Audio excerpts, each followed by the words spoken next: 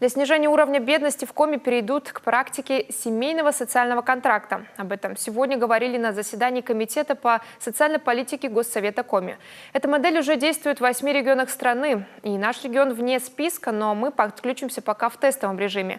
Законопроект о введении социальных контрактов в 2 районах республики, Сосногорском и Карткировском, депутаты рассмотрят в июньскую сессию. Общая сумма расходов составит 95 миллионов рублей. По словам депутатов, потенциально этот законопроект может стать одним из самых резонансных.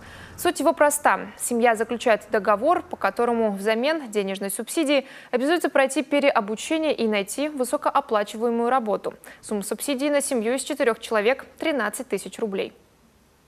Исходя из имеющихся ресурсов и благодаря поддержке Министерства финансов Республики Коми, 5 тысяч рублей в месяц на каждого не работающего члена семьи ребенка и 1500 рублей на каждого работающего члена семьи.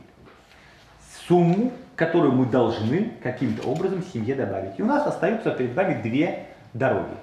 Первое. Пособие. Назвать любым способом новое социальное пособие. Приходишь и получаешь 5000 рублей на каждого ребенка. Но есть и другой подход. Подход не просто дать людям деньги, а заключить с ними взаимовыгодный государственный контракт, по которому мы будем понимать, для чего это нужно.